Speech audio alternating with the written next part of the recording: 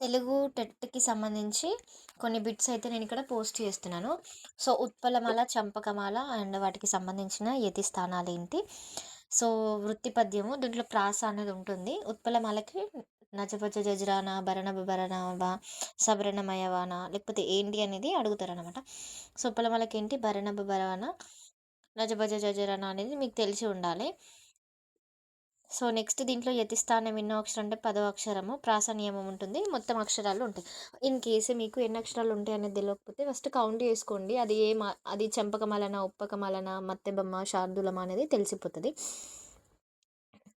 So, ఉప్పలమాలకి భరణభ భరవ, నెక్స్ట్ చెంపకమాలకి నజబజ జజర, మత్తెబంకి సబరణమయవ. ఓకే. ఇట్లా గుర్తుపెట్టుకోండి. నెక్స్ట్ చంపకమాల గురించి యతిస్థానం ఏంటి అంటే పదవ అక్షరము. ప్రతి ప్రాసలో 21 అక్షరాలు అంటే ఒక పద్యంలాగా ఉంటే దాంట్లో మొత్తము 20 అక్షరాలు ఉంటాయన్నమాట ఒక లైన్‌లో. ప్రాస నియమం ఉంటుంది. నెక్స్ట్ శార్దూలము. ఇవి కంపల్సరీగా చూసుకోండి. ఇది మెయిన్ ఇంపార్టెంట్ థింగ్. వీటి గురించి అయితే కంపల్సరీగా అడిగినరు. నాకు తెలిసి వేరే షిఫ్ట్‌లో కూడా క్వెషన్స్ ఉండే ఉంటాయి. నెక్స్ట్ ఇది కాకుండా అంటే ధర్మార్జునులు. దీన్ని విడదీసి రాయండి. అండ్ దీంట్లో ఉన్న సంధి ఏంటి? ద్వంద్వ సమాసము, ద్విగు సమాసము వీటి గురించి చాలా క్వెషన్స్ అడిగినరు. ఇవన్నీ నేను తన్యటు గైడ్ గ్రూప్‌లో పోస్ట్ చేస్తాను. ఎవరైనా కావాలి అనుకుంటే చూడండి.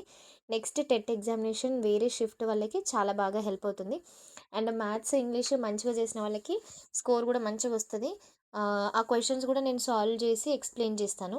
పారలెలోగ్రాము ఏరియా ఇచ్చి బేస్ ఎంత అనేది ఫైండ్ ఔట్ చేయమంటున్నారు డైరెక్ట్‌గా గాకుండా. ట్రిగ్నోమెట్రిక్ రేషియోస్ మీద కూడా క్వెషన్స్ అయితే ఇవ్వడం జరిగింది. సో, అది కూడా ఒకసారి చూసుకోండి.